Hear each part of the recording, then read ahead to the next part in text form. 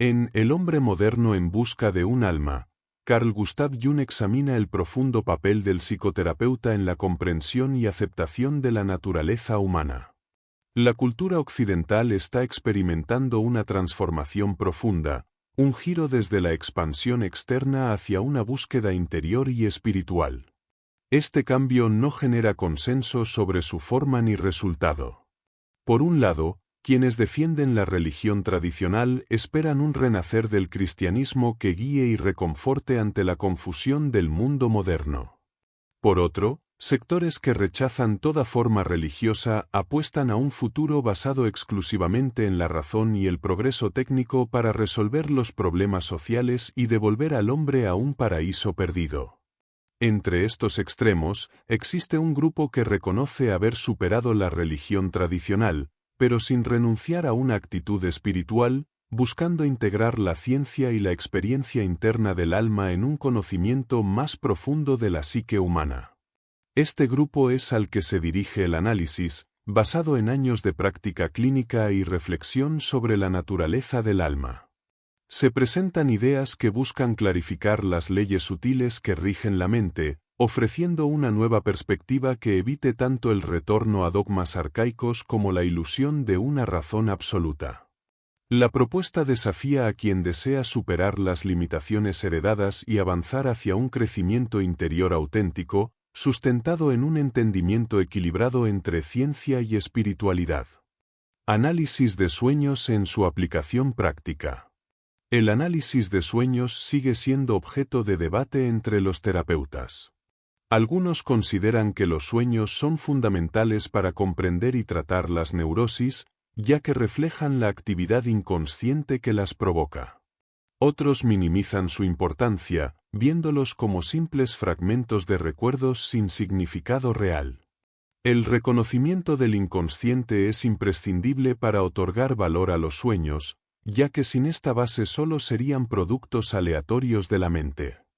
Los sueños iniciales que un paciente relata suelen revelar con claridad las causas ocultas de su malestar y ofrecen indicios precisos para el tratamiento. Los sueños no solo muestran la verdad subjetiva que la conciencia niega, sino que también pueden anticipar problemas futuros o expresar la relación del paciente con su terapeuta.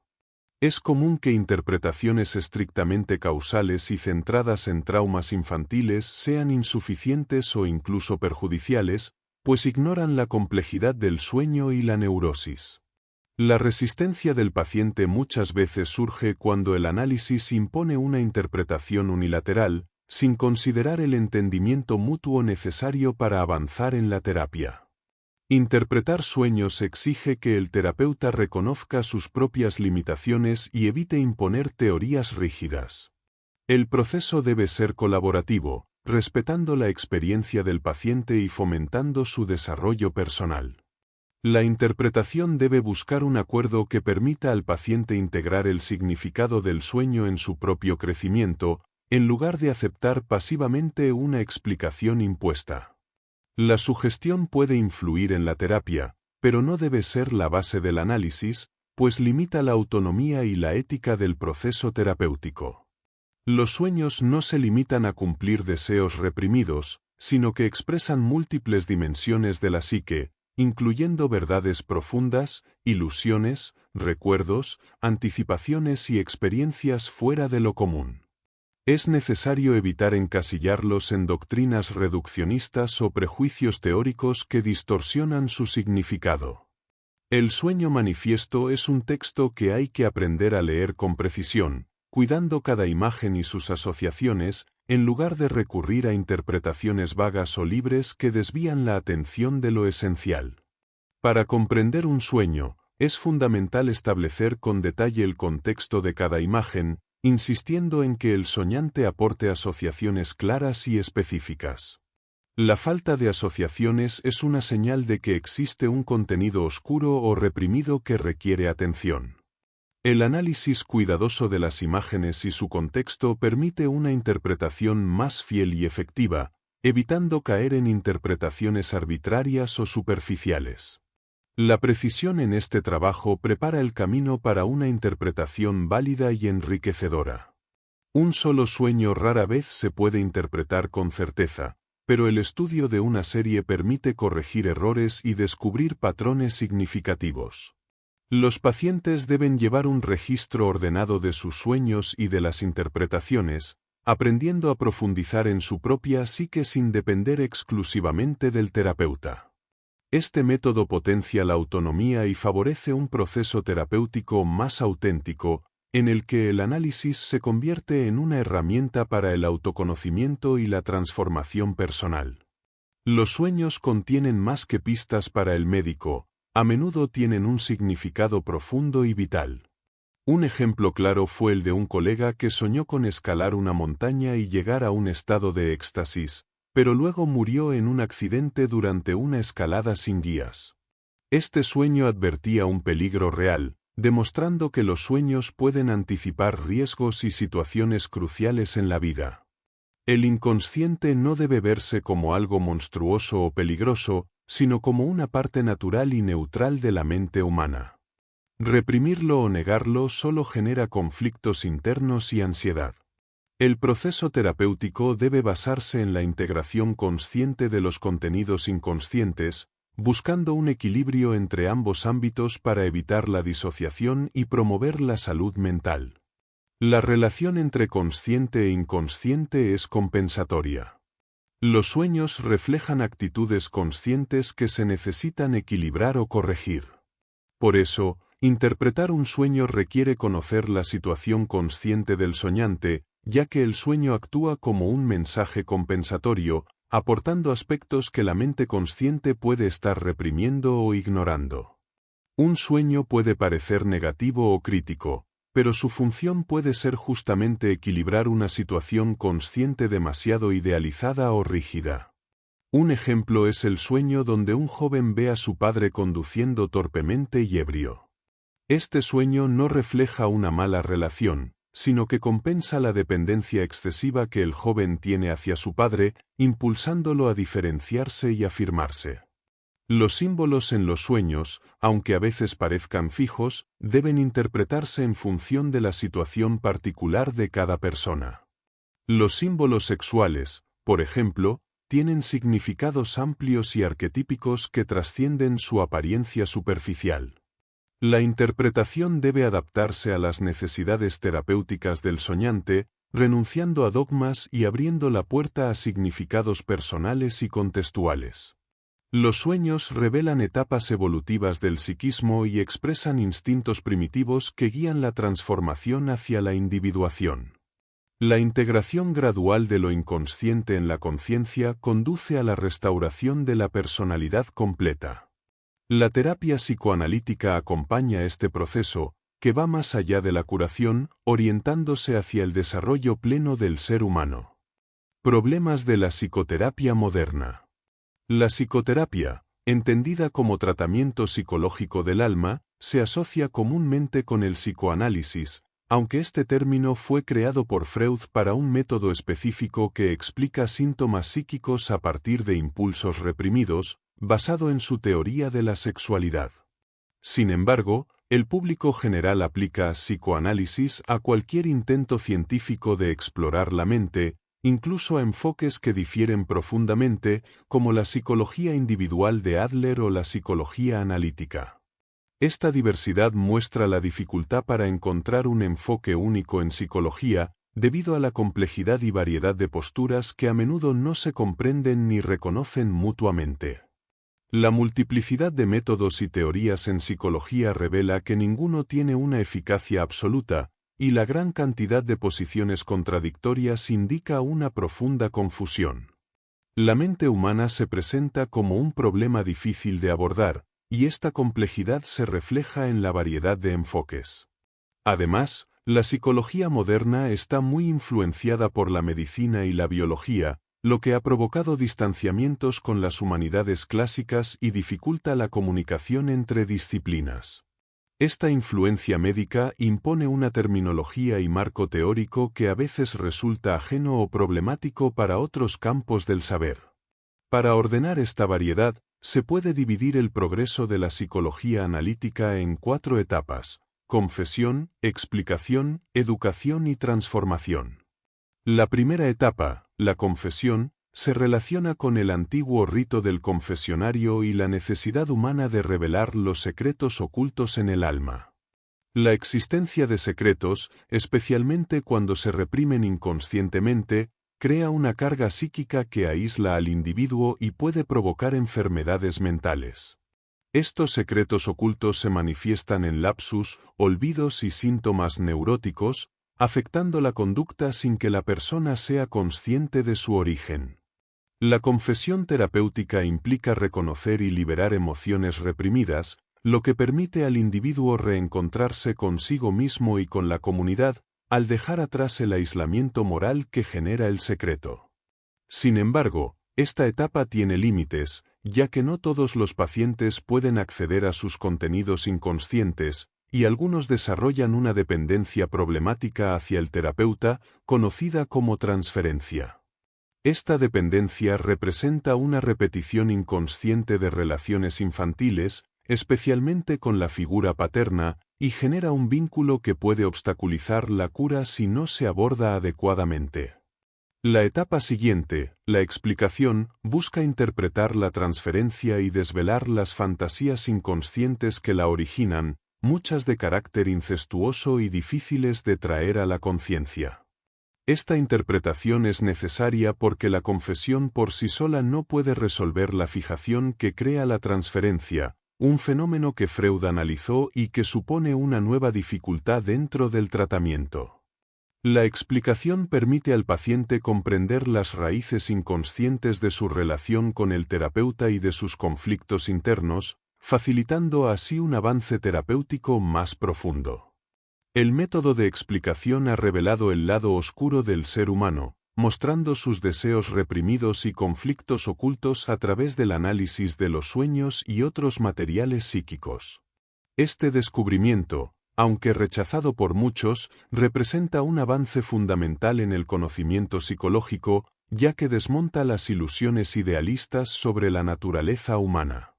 Comprender esta sombra es esencial para integrar la totalidad del ser, superar ilusiones y avanzar hacia una transformación auténtica dentro de la terapia.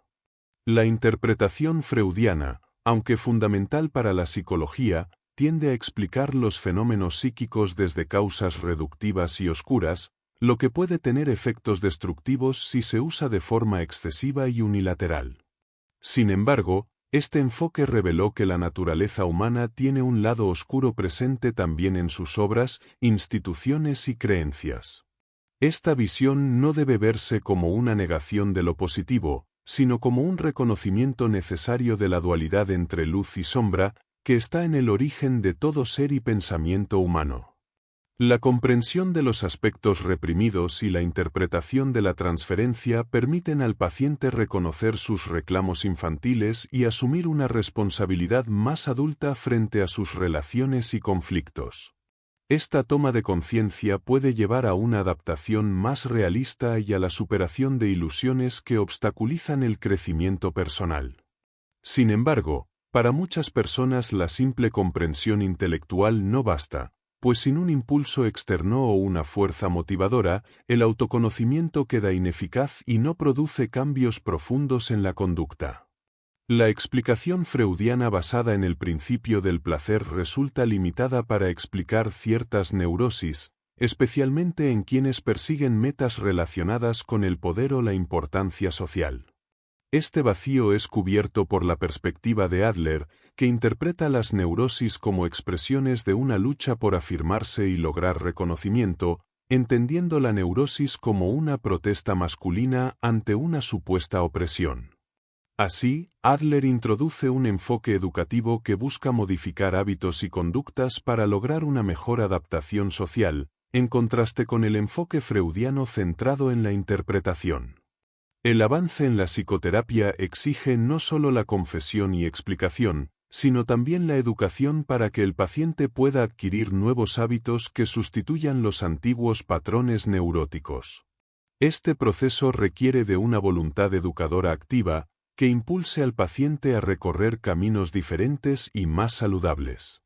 Las diferencias entre las escuelas reflejan distintas prioridades y concepciones sobre el tratamiento, Freud es investigador e intérprete, mientras Adler es educador y transformador social, buscando una normalización que Freud deja incompleta.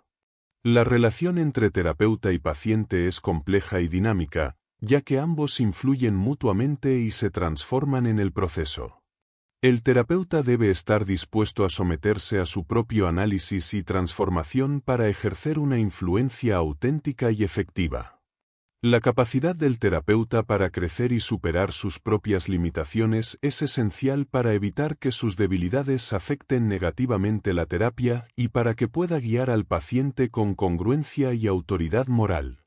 La cuarta etapa, la transformación, implica que el terapeuta no solo acompañe al paciente, sino que se comprometa con su propio crecimiento y autoeducación.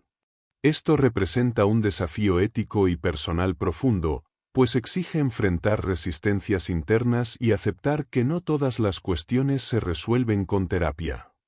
El terapeuta debe ser el ejemplo viviente de la mejora que propone, consciente de que la salud psíquica no es solo función del conocimiento, sino de una práctica constante de autoconocimiento y superación personal. La psicoterapia ha dejado de ser exclusivamente un método médico para convertirse en un camino de autoeducación y desarrollo personal, ampliando enormemente el horizonte de la psicología moderna. Ya no basta con tener un título médico, lo esencial es la calidad humana, pues las técnicas desarrolladas en la práctica clínica pueden aplicarse para la perfección individual. La psicología analítica ha roto sus límites clínicos y ahora puede cubrir la insuficiencia psíquica de la cultura occidental frente a la oriental, que posee una tradición más profunda en el autoconocimiento y desarrollo interior. La civilización occidental, joven y en evolución, había recurrido a métodos coercitivos para dominar la psique, pero el verdadero avance exige abandonar la imposición y promover el crecimiento consciente a través del conocimiento y la práctica de un método adecuado. La experiencia acumulada en psicoterapia puede sentar las bases para este proceso, donde no solo los enfermos sino también los sanos encuentren beneficio. Esta evolución apunta a un uso generalizado de la psicología analítica, aunque entre la esperanza y la realidad actual existe un abismo que debe ser superado mediante un trabajo constante y paciente para construir el puente hacia esa transformación colectiva. Los objetivos de la psicoterapia. Las neurosis son alteraciones psíquicas funcionales que deben tratarse con métodos psicológicos, aunque no existe consenso sobre su origen ni sobre los principios terapéuticos más adecuados. Existen diversas corrientes con posturas divergentes, reflejo de distintas disposiciones psíquicas y experiencias fundamentales.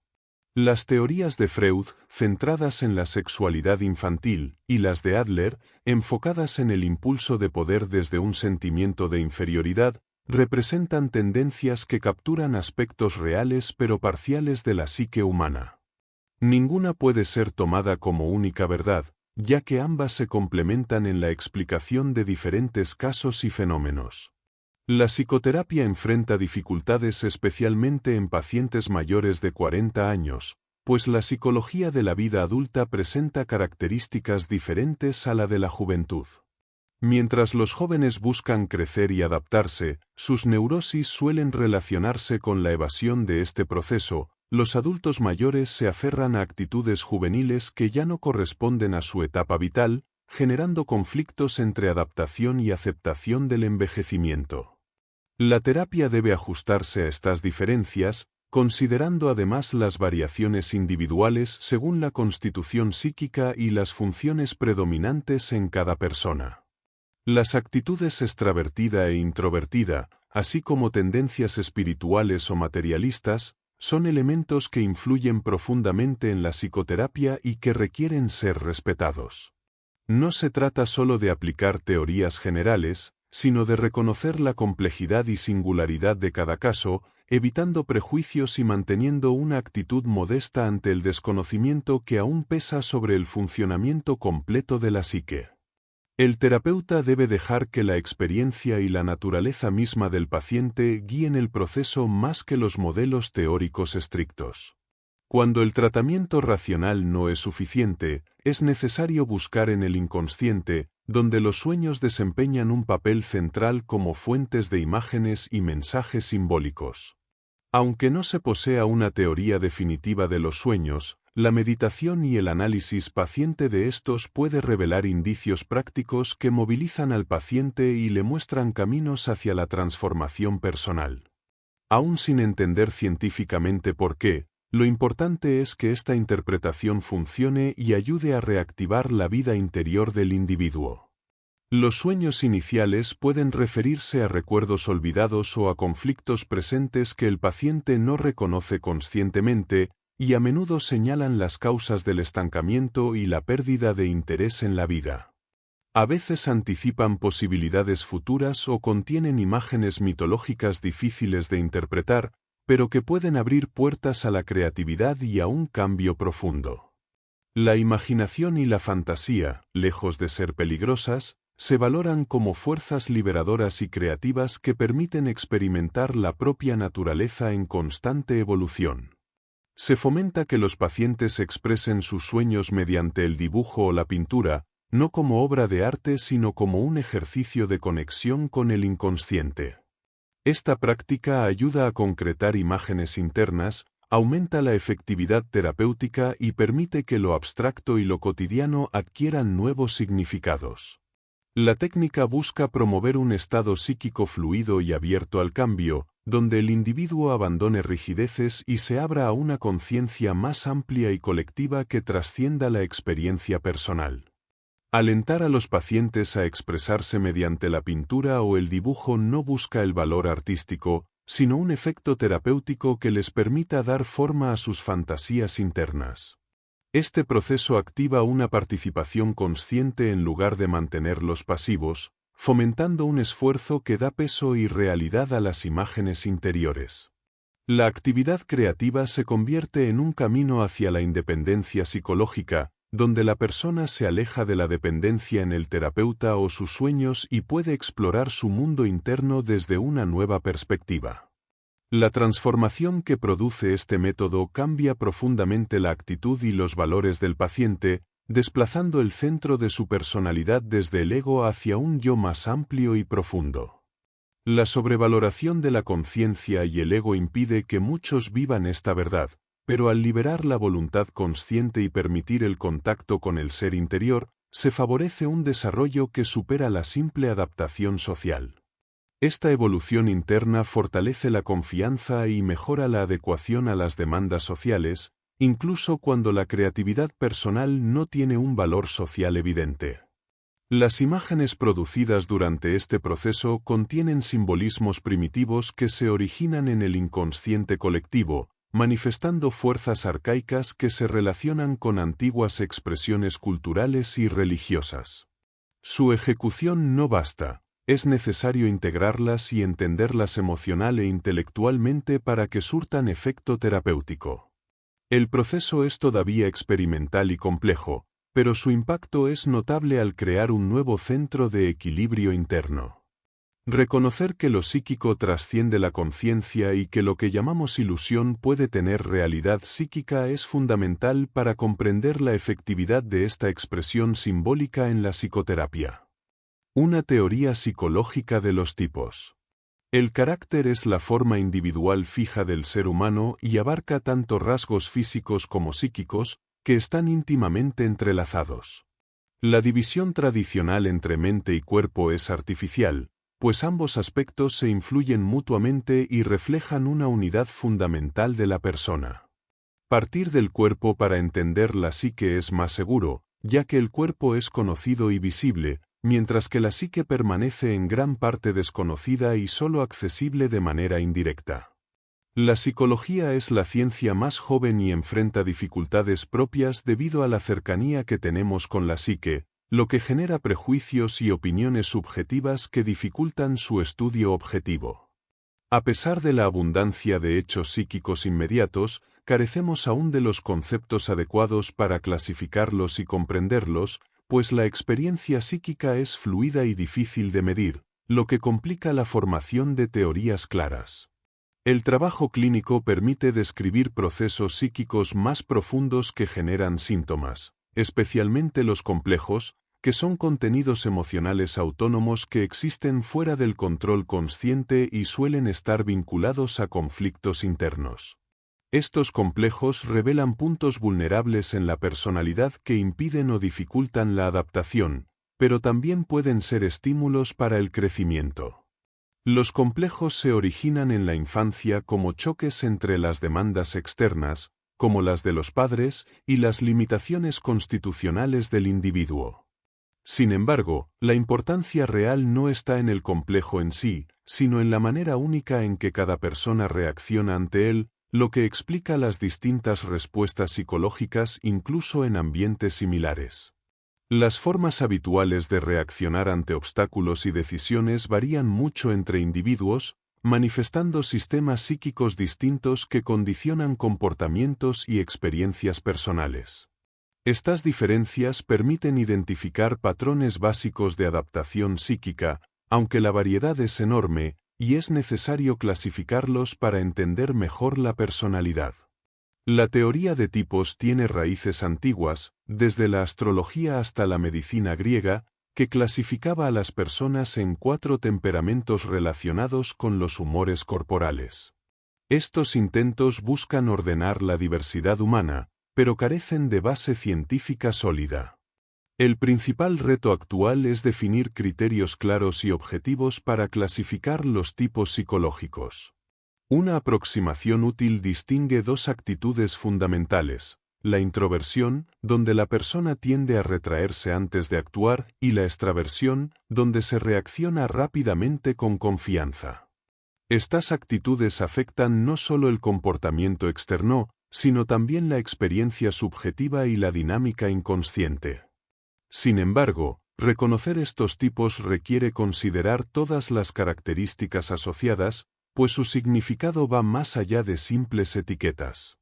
Estos tipos configuran un sesgo esencial que influye en los procesos psíquicos y determina el estilo de vida, las relaciones y las reacciones habituales. La interacción entre conducta y experiencia subjetiva cierra un círculo que define el destino individual. Aún así, caracterizar completamente estos patrones sigue siendo difícil, y aunque la teoría presentada es sencilla, refleja solo una visión personal que debe ser contrastada con otras propuestas para avanzar en la comprensión de la psicología de los tipos.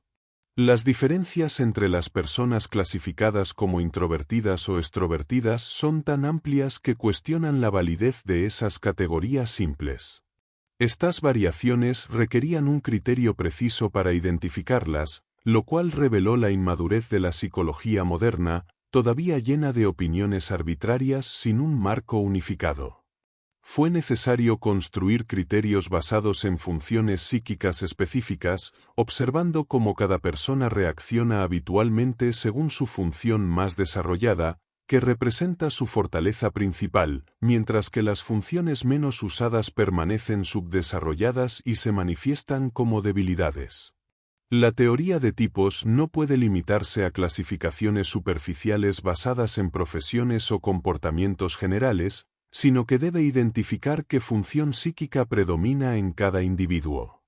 Funciones como el pensar y el sentir son entendidas en el lenguaje común y reflejan hechos psíquicos claros, aunque científicamente difíciles de definir con exactitud. Se distinguen también la sensación y la intuición como funciones diferentes, vinculadas a la percepción, pero no a la valoración racional, que corresponde al pensar y al sentir en su sentido más puro. La diferenciación entre sentir y sensación o intuición es clave para entender que los juicios emocionales pueden ser tan lógicos y coherentes como los pensamientos racionales.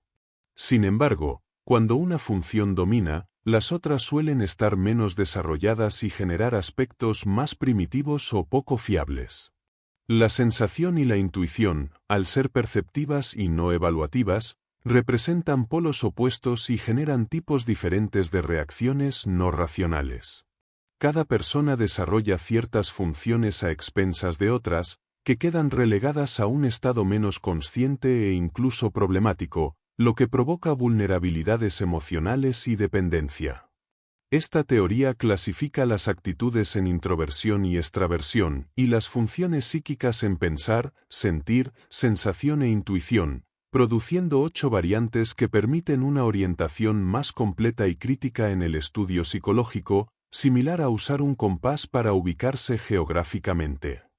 Las etapas de la vida. El desarrollo humano presenta problemas que implican describir la vida psíquica desde la infancia hasta la muerte. Estos problemas no son hechos simples, sino cuestiones ambiguas y abiertas a múltiples interpretaciones.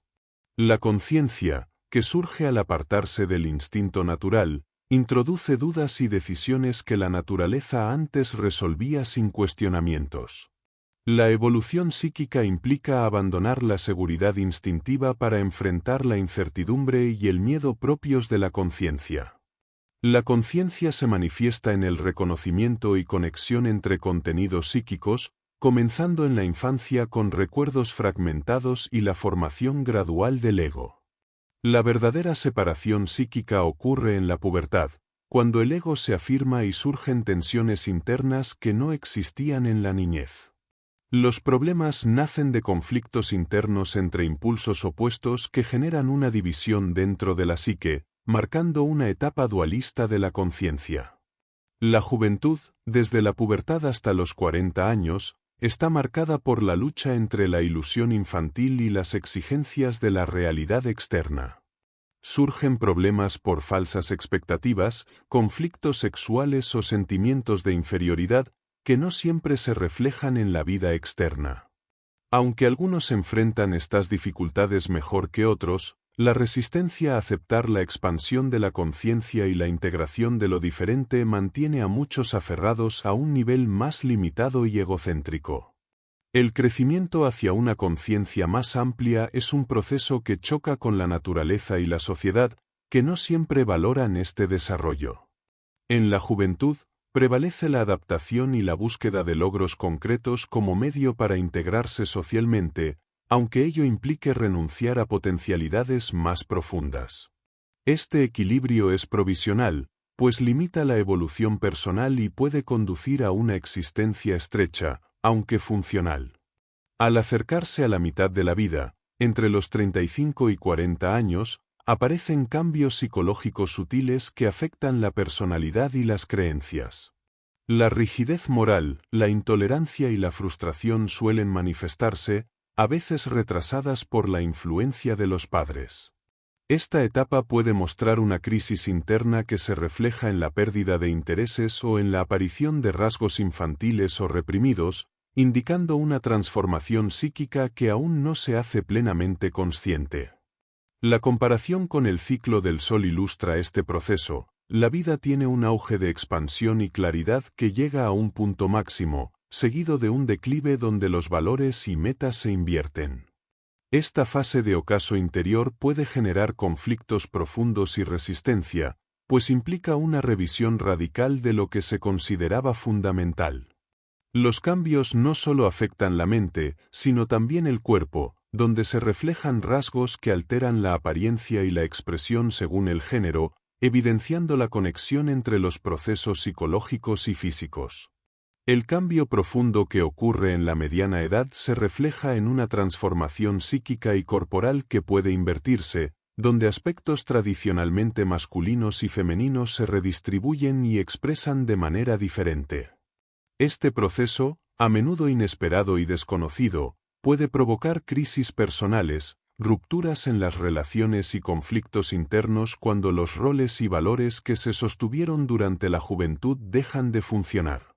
La falta de preparación para esta transición agrava la experiencia, ya que no existen espacios formales ni enseñanzas que guíen hacia esta nueva etapa, y se mantiene la ilusión de que los ideales de la juventud serán válidos en la madurez. El sentido de la segunda mitad de la vida no puede limitarse a la continuación de los objetivos naturales de la primera, como la carrera, la familia o el estatus social. El verdadero propósito debe trascender lo biológico y apuntar hacia la cultura y el desarrollo interior. En muchas sociedades primitivas, los ancianos conservan la sabiduría y las tradiciones culturales, mientras que en la modernidad tienden a intentar imitar a los jóvenes, perdiendo la oportunidad de asumir su verdadero papel. El desapego hacia las metas anteriores y la aceptación de una nueva realidad pueden resultar difíciles, sobre todo cuando quedan potencialidades de vida no realizadas, lo que genera insatisfacción y miradas hacia el pasado. La esperanza y el propósito en la etapa final de la vida encuentran sentido en la creencia en algo más allá de la muerte, una idea que, aunque no puede ser probada científicamente, funciona como un sostén psíquico necesario. El enfrentamiento con el final requiere una aceptación que ayude a evitar el estancamiento y la enfermedad emocional, promoviendo una vida dirigida hacia un objetivo, aunque este objetivo sea desconocido o incierto. Esta función psicológica es similar a la necesidad instintiva del ser humano de ciertos elementos vitales, siendo la creencia en la continuidad una necesidad profunda y ancestral. La vida puede entenderse como un arco dividido en 4 fases, donde infancia y vejez comparten la característica de una existencia sumergida en lo inconsciente y libre de problemas conscientes, mientras que la juventud y la madurez están marcadas por la presencia constante de conflictos internos y externos. Estas últimas etapas demandan un trabajo psíquico más consciente y complejo, que no puede ser evitado. La niñez y la vejez, al estar dominadas por procesos inconscientes, no son tratadas aquí como periodos problemáticos, pero constituyen el marco de la existencia humana que conecta las fases activas de desarrollo y crisis consciente. Freud y Jung contrastes. Las ideas que cada uno propone no pueden ser consideradas verdades absolutas, sino expresiones subjetivas que reflejan la experiencia personal y el tipo psicológico de quien las formula. La psicología actual se basa en testimonios individuales que, aunque aplican a muchas personas, nunca logran una verdad universal. La obra de Freud expresa fielmente su propia estructura psíquica y su enfoque, que ha aportado verdades importantes, pero también presenta limitaciones al centrarse excesivamente en los aspectos patológicos de la mente. El enfoque freudiano destaca los conflictos ligados a la sexualidad y el principio de realidad, pero no logra integrar adecuadamente la experiencia religiosa ni el lado saludable y creativo del ser humano. Su psicología se limita a estados neuróticos y está sustentada en supuestos no cuestionados, lo que restringe la comprensión amplia de la psique.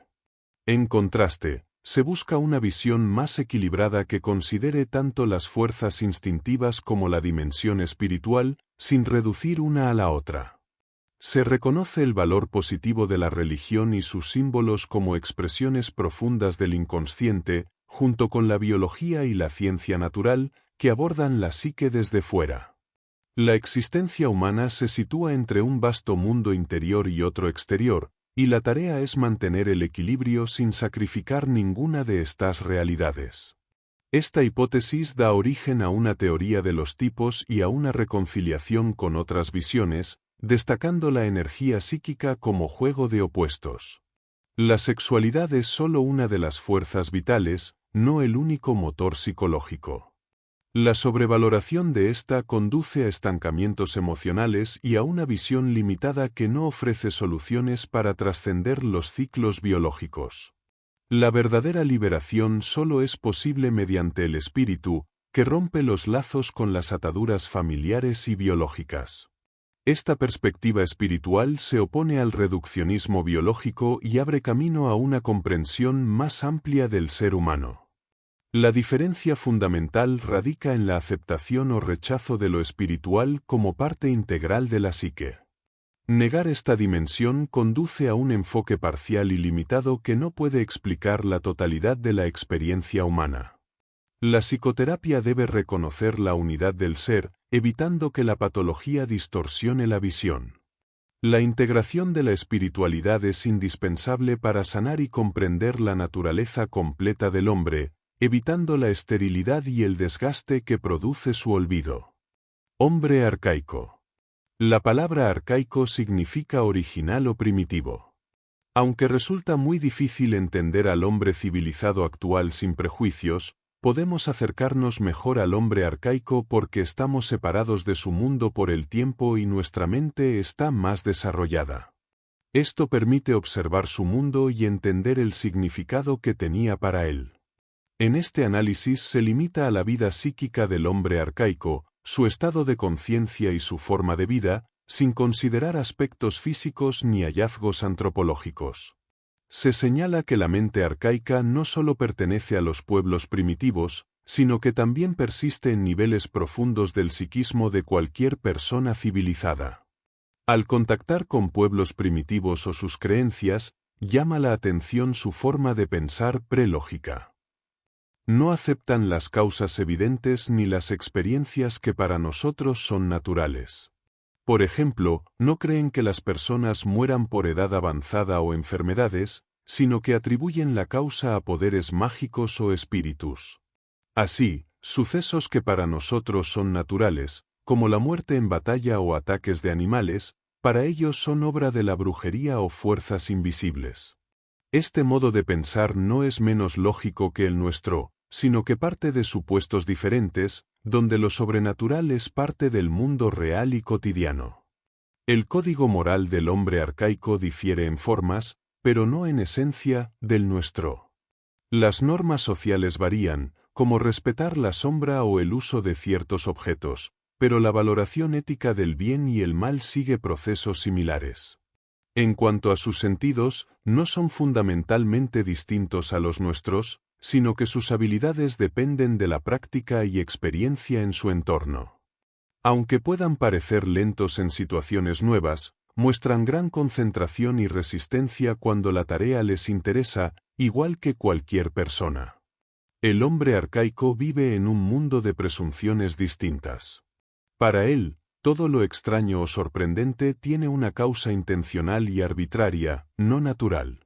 Lo que para nosotros es azar o casualidad, para él es voluntad o intención oculta. Por ejemplo, un ataque de cocodrilo no es un accidente sino obra de un hechicero. Su mundo es regido por fuerzas invisibles y arbitrarias, y cualquier evento inesperado es una amenaza que puede alterar el orden del cosmos y exige ritos para aplacarlo. Los acontecimientos inusuales son interpretados como señales o presagios que anuncian eventos mayores. Para él, sucesos que parecen desconectados y azarosos para nosotros, forman una secuencia lógica y significativa. Esta forma de ver el mundo revela una atención profunda a las irregularidades y a la posibilidad de fuerzas malignas actuando a través del caos. La ciencia moderna, aunque en apariencia racional, también reconoce fenómenos que desafían la causalidad simple, pero los hombres arcaicos han integrado estas experiencias en un sistema coherente de interpretación y acción. En la tribu, el observador de estos eventos singulares tiene un rol crucial. Es el experto que interpreta las señales, mantiene el saber tradicional y prescribe las medidas para enfrentar el poder arbitrario. A pesar de su autoridad, no es infalible y se cree que existen otros hechiceros más poderosos. La acumulación de accidentes o casos duplicados es un fenómeno reconocido tanto por ellos como por la medicina moderna. La sabiduría popular y la ciencia antigua buscan anticipar la recurrencia de sucesos inesperados para poder prever y controlar lo imprevisible. Cuando los hechos extraños ocurren seguidos, incluso personas modernas pueden sentir inquietud y abandonar la explicación racional. El impacto de estas experiencias muestra que la mentalidad arcaica sigue viva dentro de todos, pues la mente humana no está completamente liberada de la influencia de esas creencias profundas. La dificultad para aceptar la incertidumbre y el caos refleja la permanencia del pensamiento arcaico en el fondo de la conciencia, más allá del progreso científico y la razón. La creencia del hombre primitivo en un poder arbitrario no surge sin motivo, sino que se basa en su experiencia con la agrupación de eventos casuales. A diferencia de nuestra perspectiva moderna, él no pasa por alto las coincidencias que para nosotros parecerían triviales, sino que las interpreta como señales que indican un día desfavorable para actuar. En un entorno salvaje, esta actitud resulta lógica y protectora, pues un descuido puede significar la muerte. La conexión entre sucesos desafortunados no es solo superstición, sino una forma práctica de evitar riesgos reales. Los acontecimientos extraordinarios no son tomados a la ligera, cada símbolo o señal tiene un significado directo en la vida cotidiana. Para el hombre primitivo, la mente y el mundo exterior se fusionan, y lo psíquico no es algo interno o subjetivo, sino una fuerza objetiva con intención propia. Los sueños, las presencias espirituales y los presagios forman parte de una realidad tangible que condiciona sus acciones y relaciones, creando un universo donde lo natural y lo mágico conviven inseparablemente.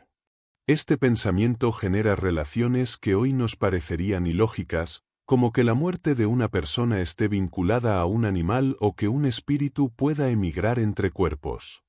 Lo que Levi Brühl llamó participación mística no es para el hombre primitivo algo místico, sino natural y evidente.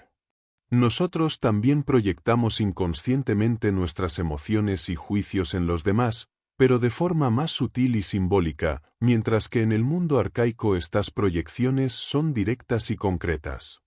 El hombre primitivo no se considera dueño ni señor de la naturaleza, no sueña con dominarla como hacemos en la civilización. Su lugar está en una cadena donde conviven animales, espíritus y humanos sin jerarquías absolutas.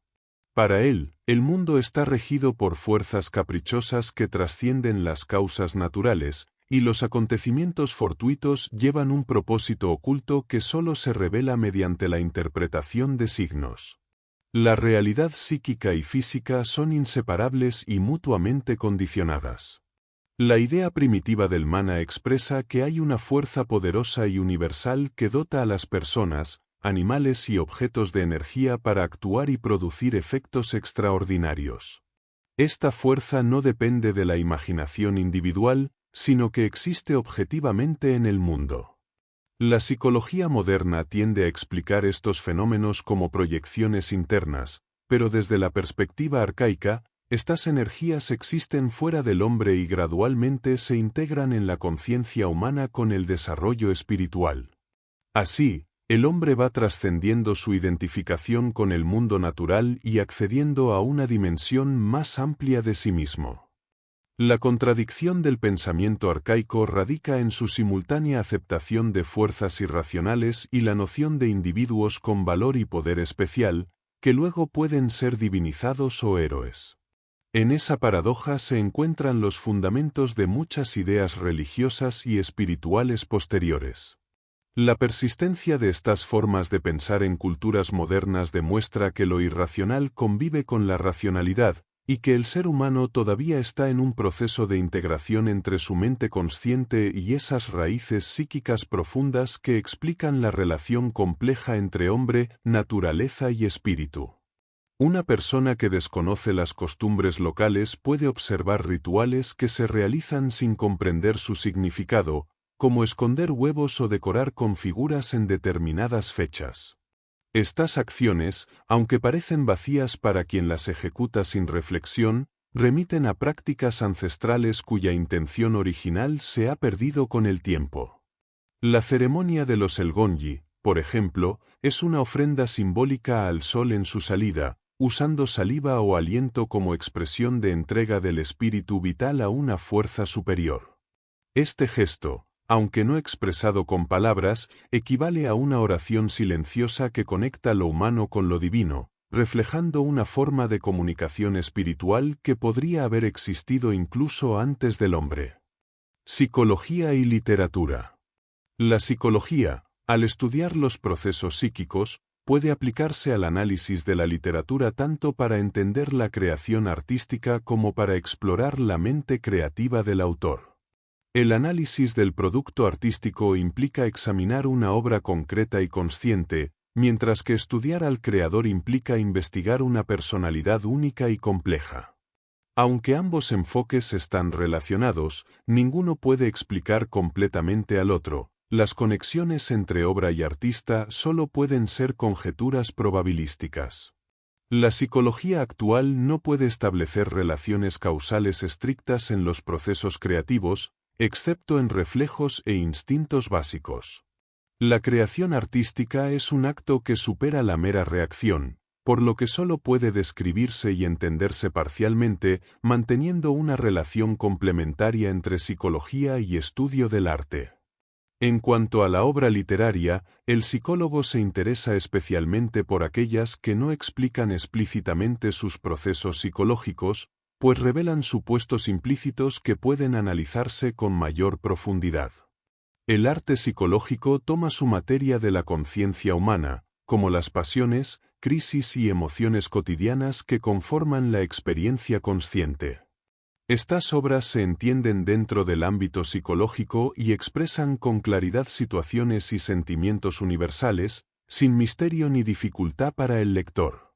En cambio, el arte visionario presenta experiencias extrañas y primordiales que trascienden lo comprensible y desafían las normas estéticas, mostrando visiones caóticas y monstruosas que exigen del artista capacidades diferentes a las del arte psicológico. Esta experiencia visionaria se manifiesta en obras clásicas como el segundo Faust, la Divina Comedia o el Anillo de los Nibelungos, donde la materia creativa es desconocida y oculta, a menudo generando rechazo o confusión en el público.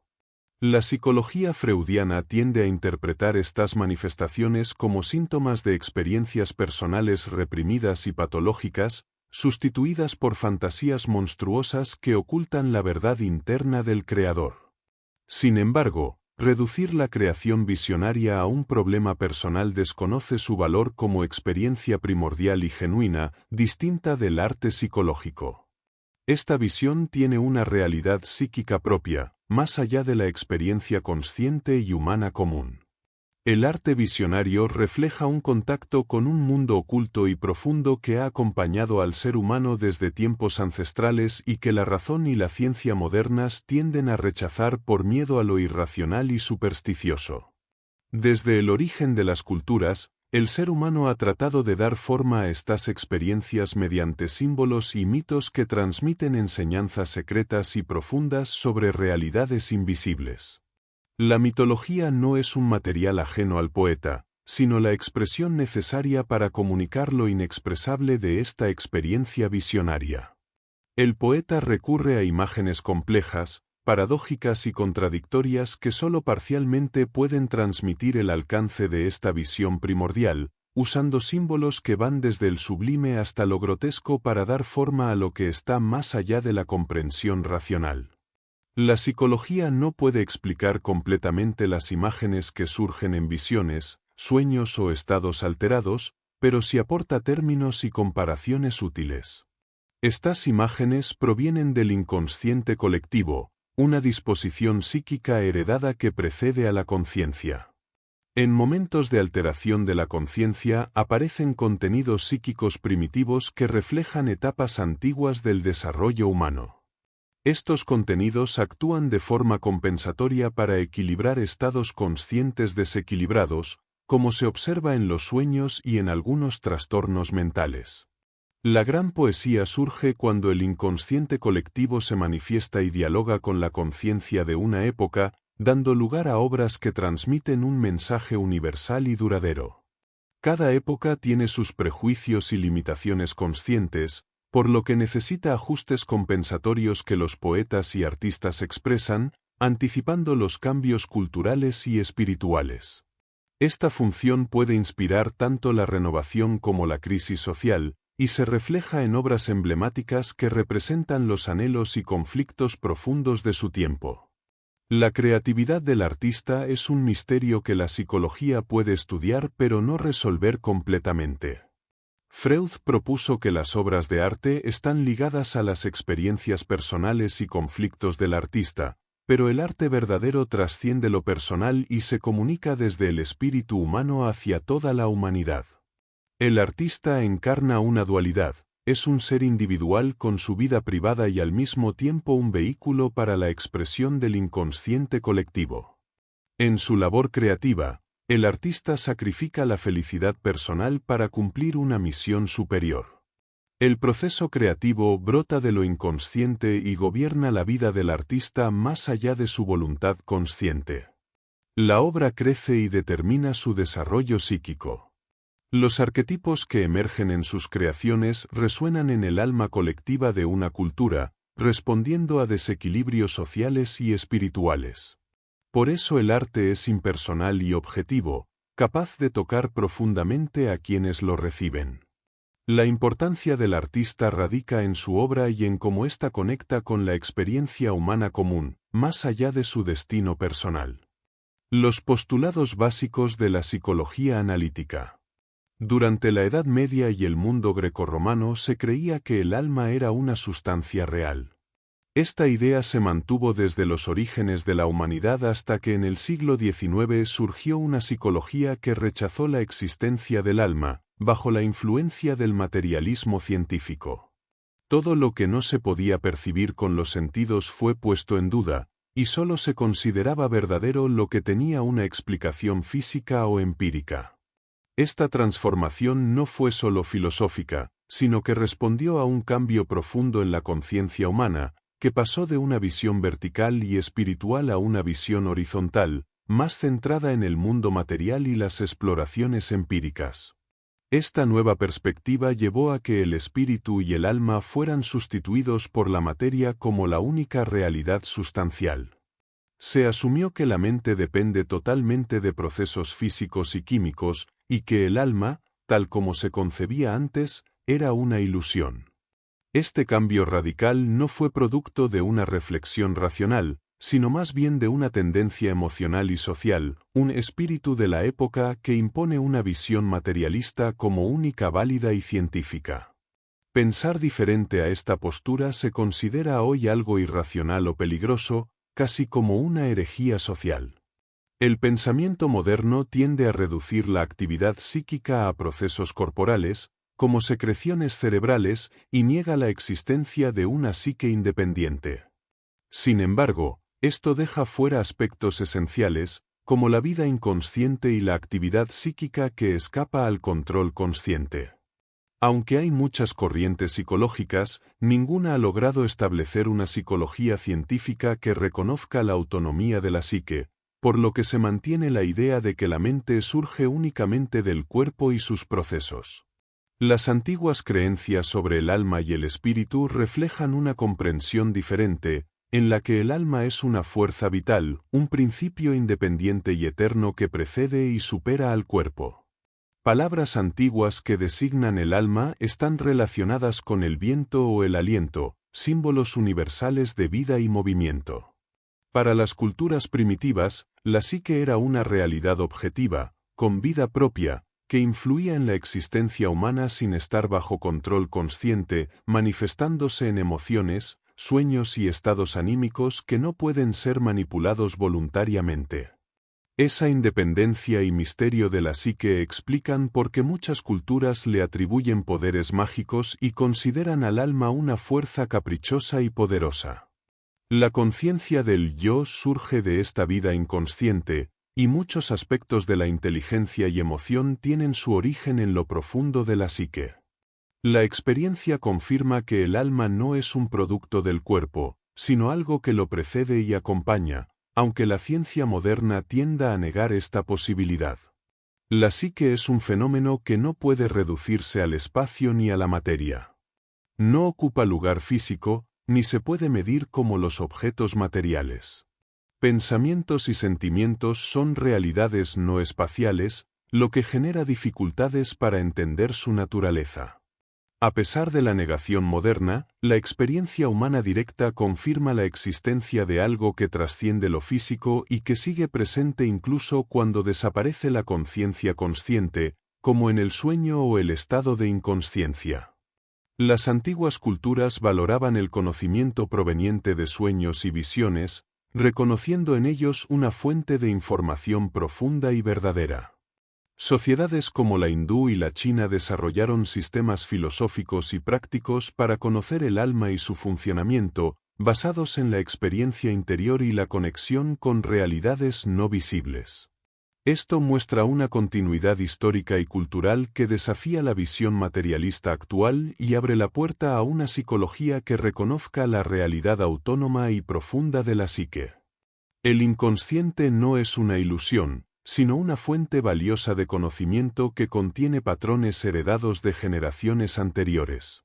Estos patrones instintivos están presentes en la conducta humana y preparan las funciones conscientes, mostrando que el inconsciente piensa, siente y percibe. A diferencia de la conciencia, que es puntual y concentrada, el inconsciente es amplio, no limitado por el tiempo ni la experiencia individual, y alberga la experiencia colectiva de la humanidad.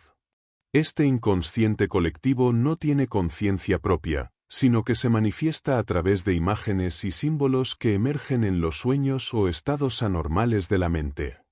Su existencia no puede descartarse, ya que nuestra realidad física también es un sistema complejo que refleja una evolución profunda. Rechazar el inconsciente colectivo sería negar una parte esencial del conocimiento humano, tanto psicológico como espiritual. La psicología moderna enfrenta el reto de integrar las dimensiones física y espiritual del ser humano. Ni la explicación materialista ni la espiritual por sí solas son suficientes. El conflicto entre mente y materia refleja la complejidad del alma, que no puede ser comprendida completamente desde una sola perspectiva. La experiencia psíquica es la única experiencia inmediata y real que tenemos, y abarca tanto lo físico como lo mental, que deben ser vistos como fuentes diferentes pero igualmente reales. La evolución de la conciencia humana ha llevado a separar la mente y la materia, dando lugar a interpretaciones opuestas que han marcado la cultura occidental y oriental. Sin embargo, la realidad psíquica es una unidad que supera esta división y exige una nueva forma de entender la relación entre espíritu y naturaleza. Reconocer esta unidad permite valorar aspectos de la experiencia humana como la religión, la mitología y la filosofía, que satisfacen la necesidad de sentido y emoción en la vida. El tratamiento del sufrimiento psíquico requiere considerar a la persona en su totalidad, no solo los síntomas. La moralidad y las creencias espirituales, aunque a veces ajenas a la ciencia, son factores reales que influyen en la salud mental. Muchos problemas no se resuelven solo con conocimiento científico, sino que dependen de una actitud vital adecuada y del reconocimiento de dimensiones espirituales que el inconsciente refleja en los sueños. La psicología debe avanzar para integrar estos aspectos y continuar desvelando los misterios del alma humana. El problema espiritual del hombre moderno. El hombre moderno es un ser recién formado, cuyo problema espiritual no puede ser plenamente juzgado hoy, ya que su respuesta pertenece al futuro. Solo quien es plenamente consciente del presente puede ser considerado verdaderamente moderno, un estado que requiere una conciencia intensa y constante, separándolo de la masa inconsciente de la humanidad. Esta conciencia plena aleja al hombre moderno de las tradiciones y lo coloca ante un vacío de donde puede surgir todo lo nuevo. Este ser moderno es por necesidad solitario, separado de la participación mística común, y se distancia cada vez más de la masa de hombres sumidos en una conciencia colectiva inconsciente. Solo quien ha superado las etapas de conciencia pasadas, cumpliendo sus deberes, puede alcanzar esta conciencia presente. La modernidad exige competencia y creatividad para no ser una mera ruptura vacía con la tradición, pues el presente conecta pasado y futuro. El riesgo del hombre moderno es caer en la ilusión de ser la culminación histórica, mientras que su época ha sido testigo de grandes catástrofes y decepciones respecto a ideales como la paz, la fraternidad o la justicia. La experiencia de guerras mundiales y conflictos políticos ha dejado una profunda incertidumbre y pérdida de fe en la posibilidad de un orden racional duradero. Esta crisis interna se refleja en la psique y se agrava con la desilusión hacia las ideologías y las instituciones. La psicología moderna surge como consecuencia de esta ruptura, porque las formas religiosas tradicionales ya no bastan para sostener la vida espiritual del hombre actual. La conciencia moderna debe enfrentar fuerzas psíquicas oscuras y conflictivas internas que antes no se reconocían ni se trataban, revelando tensiones que dificultan la armonía interior. La creciente atención a la vida psíquica representa un reconocimiento de estas fuerzas que no encajan en un orden racional simple. El interés actual por la psicología, el espiritismo, la astrología y movimientos gnósticos refleja una búsqueda religiosa fuera de las creencias tradicionales. Estas corrientes, aunque a veces disfrazadas de ciencia, expresan la necesidad de experiencias directas y personales del espíritu, pues el hombre moderno rechaza las doctrinas basadas en la fe ciega. La búsqueda espiritual se vuelve experimental y pragmática, más allá de las formas religiosas históricas. El hombre moderno desea conocer y experimentar por sí mismo el mundo psíquico, explorando lo inconsciente y lo oculto sin depender de verdades heredadas. Aunque esta exploración puede parecer extraña o perturbadora para generaciones anteriores, revela un cambio fundamental en la percepción espiritual. La fascinación por estos fenómenos psíquicos, incluso los oscuros o marginales, expresa la necesidad profunda de integrar aspectos olvidados del alma humana, en un tiempo de crisis espiritual profunda. Desde el siglo XIX, la atención sobre la psique humana ha crecido notablemente, reflejando un cambio profundo en la conciencia colectiva. Este giro se simboliza en eventos como la Revolución Francesa, que, a diferencia de castigos divinos pasados, no reprimió la exaltación de la razón. Al mismo tiempo, el acercamiento occidental a las enseñanzas orientales, especialmente a través de traducciones de textos antiguos como los Upanishads, abrió una nueva perspectiva sobre la mente y el espíritu. Este fenómeno no es casual, sino que obedece a una ley psicológica donde la pérdida de valor en una esfera consciente se compensa en el inconsciente, evidenciando que el alma colectiva de un pueblo responde a sus crisis internas con renovaciones espirituales. La irrupción de estas ideas orientales en Occidente, aunque inicialmente marginal y considerada superficial o exótica, crece silenciosamente desde las bases sociales hacia las capas más visibles de la cultura. Movimientos como la teosofía, el espiritismo o el interés renovado en prácticas ancestrales como la astrología y la meditación muestran la necesidad de una transformación espiritual profunda. Este despertar surge de la insatisfacción ante las estructuras políticas, sociales y económicas actuales, que generan incertidumbre y desesperanza, especialmente entre aquellos menos influenciados por prejuicios académicos y más conectados con el inconsciente colectivo. El impacto de esta transformación espiritual implica también un cuestionamiento radical de los valores occidentales, sus virtudes y sus ideales, que se muestran como construcciones humanas con bases frágiles y a menudo corruptas. La revelación de los aspectos oscuros y reprimidos del alma es necesaria para el crecimiento, aunque provoque una visión del mundo más sombría y difícil de amar. La espiritualidad emergente no niega el mundo material sino que lo relativiza, proponiendo que la verdadera realidad y sentido residen en niveles superiores o internos, impulsados por la búsqueda de seguridad y descanso ante la crisis existencial. Esta crisis espiritual también se refleja en la dualidad entre cuerpo y espíritu, y en la búsqueda de reconciliación entre ambos. Mientras la cultura occidental tradicional ha menospreciado el cuerpo en favor del espíritu, la modernidad observa una revalorización del cuerpo y la psique, manifestada en actividades como el deporte, la danza o el cine, que expresan y canalizan emociones y deseos reprimidos. Esta tensión entre el mundo externo e interno, entre la materia y la conciencia, es indicativa de un proceso en marcha que podría llevar a una renovación espiritual, aunque aún se encuentra en sus etapas iniciales y está plagado de contradicciones.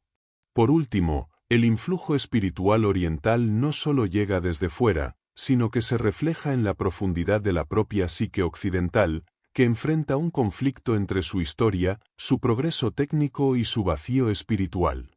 Este proceso es complejo y todavía poco comprendido, pero se manifiesta como un poderoso movimiento interior que desafía las certezas del mundo material y promete un cambio profundo en la conciencia humana. Esta transformación, aunque incierta y lenta, es un indicio de que una nueva época espiritual comienza a emerger, impulsada por la necesidad urgente de encontrar sentido, unidad y descanso en un mundo convulso. Psicoterapeutas o el clero. Las necesidades urgentes de los pacientes han impulsado el desarrollo de la psicología médica y la psicoterapia, áreas que la medicina tradicional evitaba por considerar que los problemas psíquicos pertenecían a otros campos. Sin embargo, la medicina ha ampliado su enfoque incluyendo la psicología experimental, tomando elementos de otras ciencias para aplicarlos al ser humano. La psiquiatría, por ejemplo, ha incorporado conocimientos de la psicología experimental para estudiar las manifestaciones psíquicas complejas, en un campo llamado psicopatología, que incluye aspectos tanto de la psiquiatría como de la neurología. La neurología y la psicoterapia han tomado caminos distintos en las últimas décadas, debido a que la neurología se enfoca en enfermedades orgánicas del sistema nervioso, mientras que las neurosis psicogenéticas no son enfermedades mentales ni orgánicas en sentido estricto. Estas neurosis tienen causas psíquicas y solo pueden tratarse con métodos psíquicos. Esta realidad ha obligado a la ciencia médica a reconocer que la psique es un factor causal en la enfermedad, contradiciendo la visión tradicional basada en causas materiales exclusivas.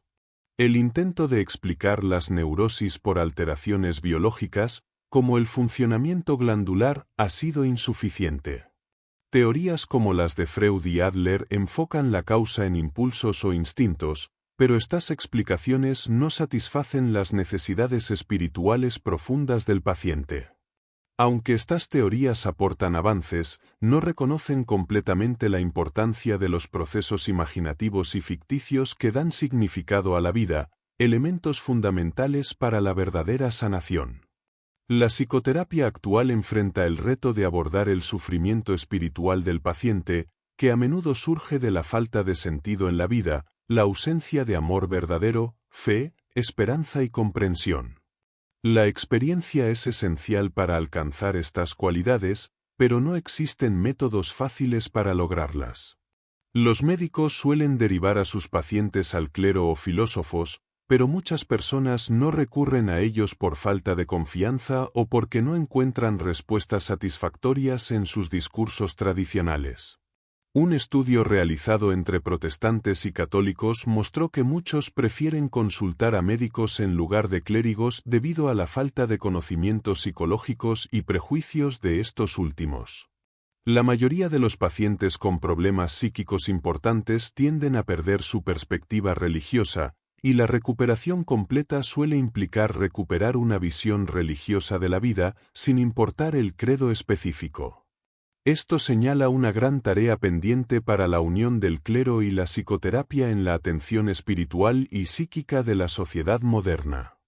El desarraigo espiritual y la crisis de sentido en la vida contemporánea coinciden con un aumento en las neurosis y trastornos psíquicos, especialmente en personas educadas que no encuentran respuestas en la religión tradicional ni en la filosofía actual.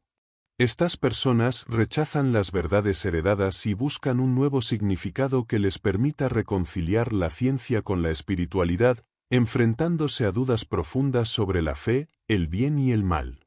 El análisis freudiano tiende a minimizar estos problemas, atribuyéndolos únicamente a conflictos sexuales, sin comprender la verdadera raíz que está en la pérdida de sentido consciente y en la necesidad de encontrar un propósito vital. Los trastornos psíquicos persisten mientras existan causas actuales que los mantengan activos, al igual que una infección no se cura conociendo solo su origen.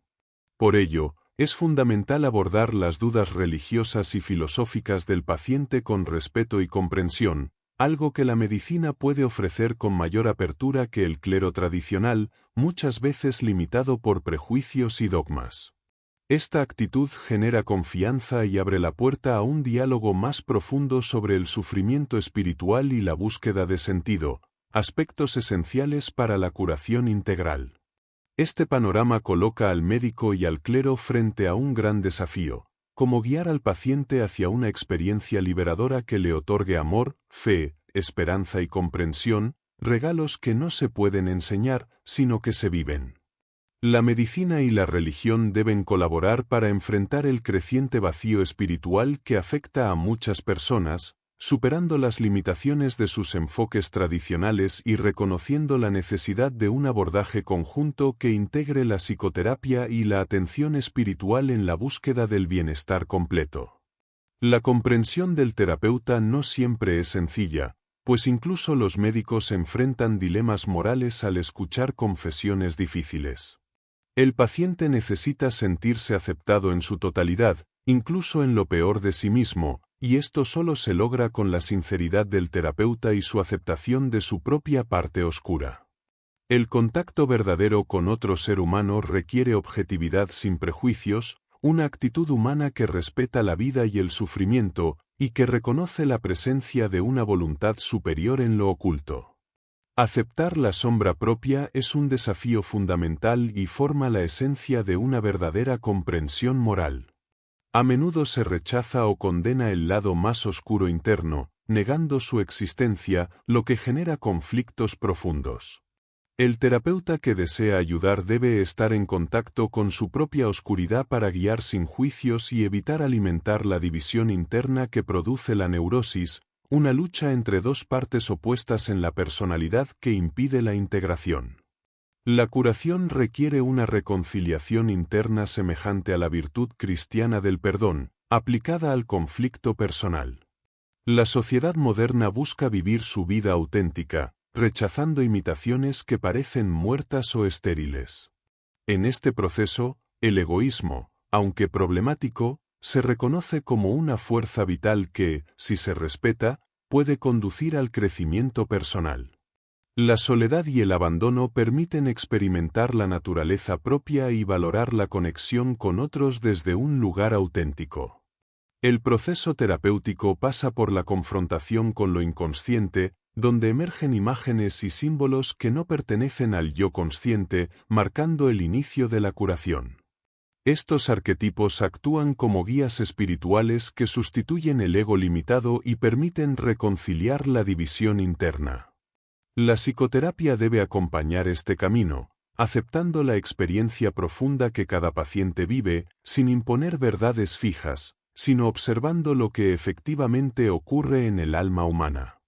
La tarea del terapeuta se extiende a terrenos que históricamente corresponden a la religión, pues el sufrimiento psíquico y la apertura del inconsciente demandan ayuda espiritual. La colaboración entre psicología y clero es compleja pero necesaria, pues cada individuo requiere un enfoque distinto según su naturaleza y cultura. El espíritu vivo y cambiante se manifiesta de formas diversas, más allá de las formas religiosas o doctrinas, y esta realidad debe guiar el acompañamiento en la sanación profunda del ser humano.